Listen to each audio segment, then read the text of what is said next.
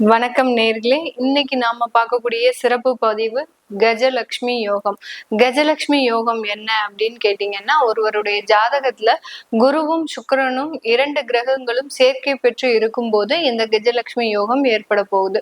இந்த கஜலட்சுமி யோகம் இப்ப கோச்சார ரீதியாக ஜூலை மாதம் 27ஆம் தேதி அந்த சுக்கிரனாகப்பட்டவர் தன்னுடைய ஆட்சி வீடான ரிஷப ராசியிலிருந்து மிதுன ராசிக்கு பயிற்சி ஆகிறார். அந்த மிதுன ராசியில குரு பகவான் ஏற்கனவே பயிற்சியாகி வந்திருக்கிறாரு.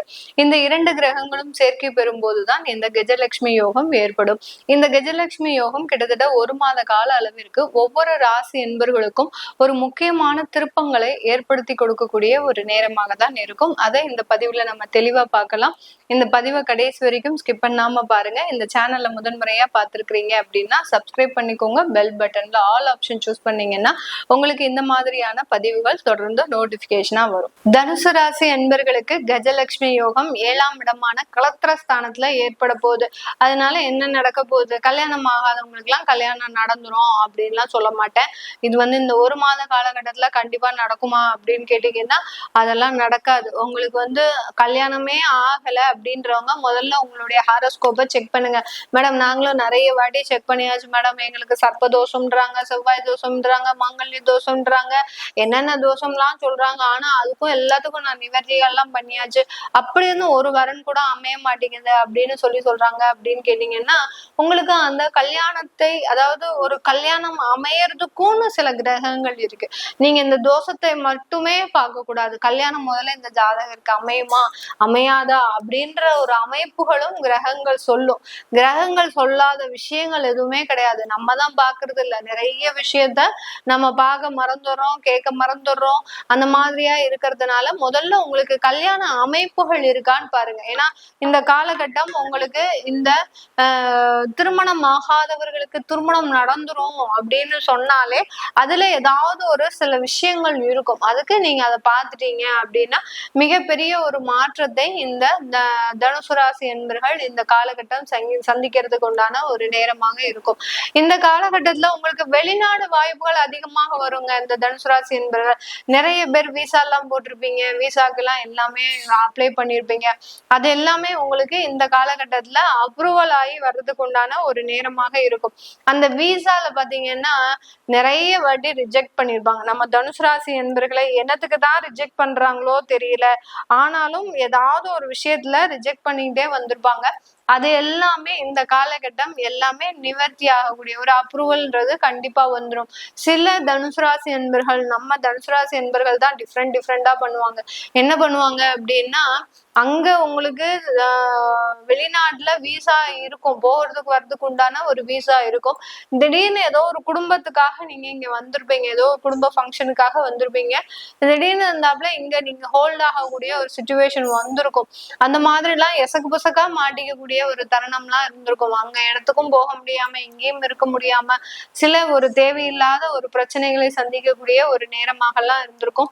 அது எல்லாமே இப்போ உங்களுக்கு ரிலீஸ் ஆகக்கூடிய ஒரு நேரம். தடைப்பட்ட விஷயங்கள் எல்லாமே நிவர்த்தி ஆகக்கூடிய ஒரு தருணம் தான் இந்த தனுசு ராசி என்பர்களுக்கு இந்த கஜலட்சுமி யோகா காலகட்டத்துல. இந்த கஜலட்சுமி யோகா காலகட்டத்துல உங்களுடைய தொழில் நல்ல விருத்தி அடையறதுக்கு உண்டான ஒரு நேரம். தொழில்ல நிறைய வளர்ச்சிகள்ங்க, நல்ல ஒரு அமைப்பு உங்களுக்கு இருக்கு. உங்களுக்கு செய்ய முடியாத ஒரு தொழிலே கிடையாது.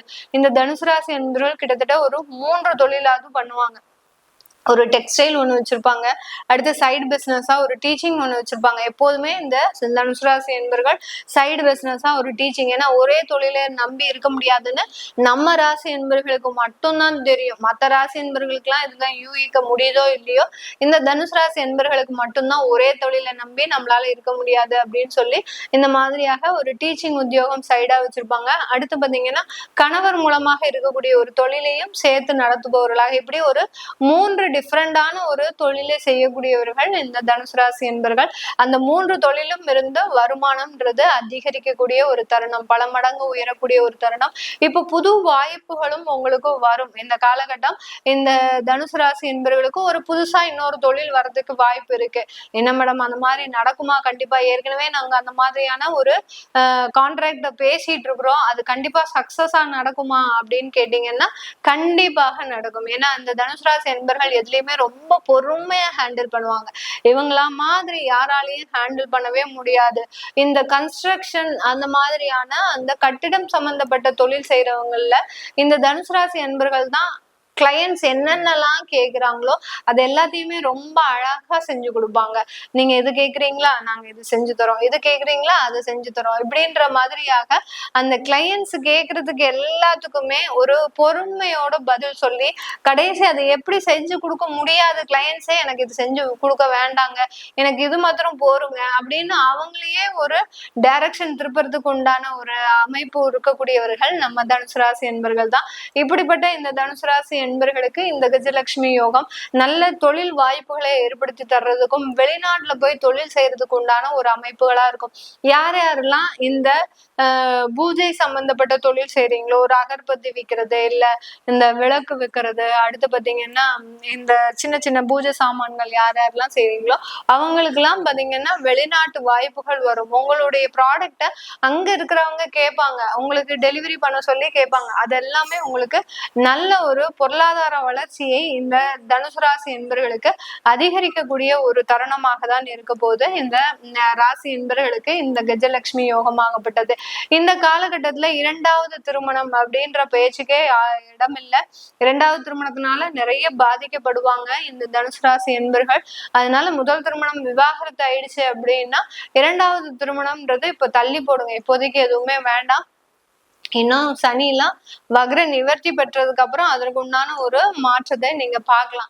அதனால இரண்டாவது திருமணத்தை பத்தி யோசிக்காதீங்க. அதே சமயத்துல இல்லீகல் விஷயத்துல ஏதாவது ஒண்ணுல மாட்டிட்டு இருக்கிறீங்க அப்படின்னா இந்த காலகட்டம் அந்த பக்கம் வச்சு தலை வச்சு படுக்காதீங்க. படுத்தீங்க அப்படின்னா பெரிய அளவுக்கு ஒரு ஏமாற்றங்கள், பண இழப்புகள்ன்றது இருக்கும். உங்களை பின்னாடி பிளாக்மெயில் பண்ணிக்கிட்டே பணம் கறந்துகிட்டே இருப்பாங்க. அந்த அளவுக்கு அந்த இல்லீகல் ரிலேஷன்ஷிப்லயும் சரி, இல்லீகல் டிரான்சாக்ஷன்லயும் சரி தேவையில்லாத அதாவது பொருள் இழப்புகள்ன்றது அதிகரிக்கக்கூடிய ஒரு நேரமாக தான் இந்த தனுசு ராசி என்பர்களுக்கு இருக்கும். இந்த மாதிரியான விஷயங்கள்லாம் இந்த தனுசு ராசி என்பர்களுக்கு நடந்திருக்கு அப்படின்னா நீங்க கீழே கமெண்ட் பாக்ஸ்ல பதிவு பண்ணுங்க. நீங்க உங்களுடைய ஜாதகத்தை பார்க்கணும், உங்களுக்கு வெளிநாட்டு வேலை வாய்ப்புகள் இருக்கா இந்த காலகட்டத்துல? ஏன்னா நிறைய தனுசு ராசி என்பர்கள் வெளிநாட்டு வாய்ப்புகள்லாம் இந்த காலகட்டம் இருக்கு. மேல் படிப்பும் படிக்கிறதுக்கு வாய்ப்பு இருக்கு. அது மாதிரியான விஷயங்களை தெரிஞ்சுக்கணும் விருப்பப்படுறவங்க கீழே இருக்கிற நம்பருக்கு வாட்ஸ்அப்ல அப்பாயின்மெண்ட் வாங்கிக்கிட்டு நீங்க என்கிட்ட கன்சல்ட் பண்ணிக்கலாம். உங்களிடமிருந்து விடைபெறுவது உங்கள் ஆஸ்ட்ரோ பூர்ணா. நன்றி, வணக்கம்.